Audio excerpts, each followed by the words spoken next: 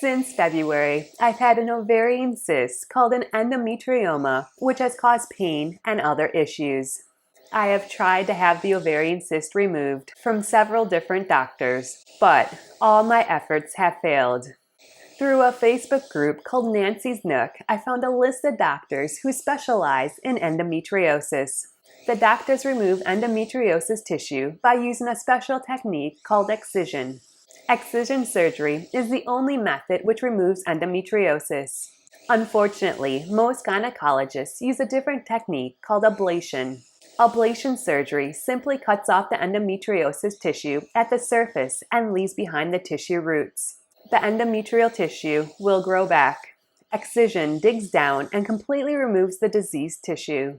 When I saw the endometriosis specialist, it was amazing to find a doctor who knew how endometriosis affected a woman's body. I was thrilled this surgeon agreed to not only remove my ovarian cyst, but he would also get rid of any endometriosis he saw.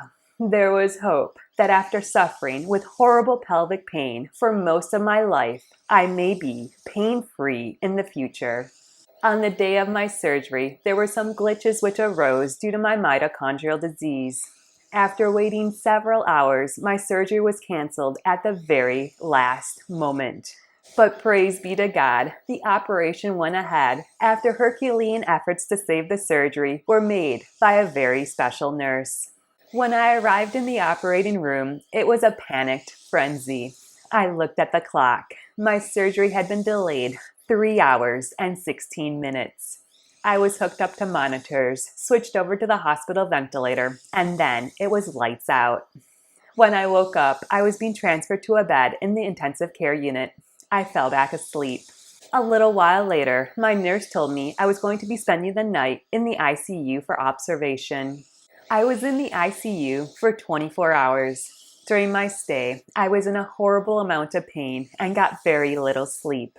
A urinary catheter had been inserted into me during surgery. The catheter caused a tremendous amount of pain.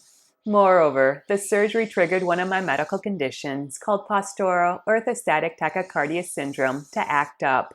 My resting heart rate was 95 beats per minute. If I did anything, such as lift my head or change positions, my heart rate shot up to over 100 beats per minute. When I was getting ready to be discharged, the nurse took out the catheter. She told me it was going to be quite painful. However, the opposite was true. The catheter had been hurting so much. Having it removed was such a relief. An hour later, the nurse asked if I could get up and use a bedside commode. Moving around in the bed caused my heart rate to race into the 150s. When I transferred to use the bedside commode, my heart rate went into the 180s. I thought I was going to die from a combination of being in excruciating pain from surgery and having my heart race out of control. My surgeon visited me before I left the hospital.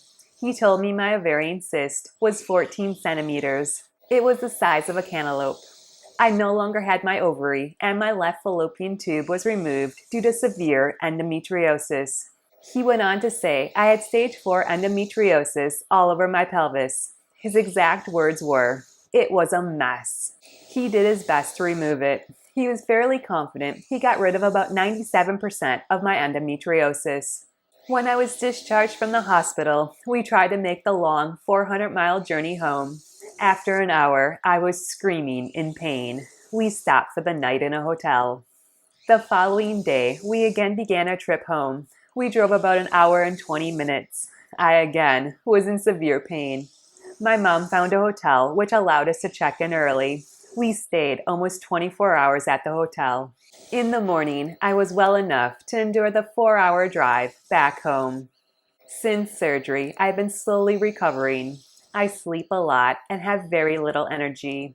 My postural orthostatic tachycardia syndrome is causing my heart rate to be faster than what it normally is. I've had to increase the amount of beta blocker I take to help control my rapid heart rate.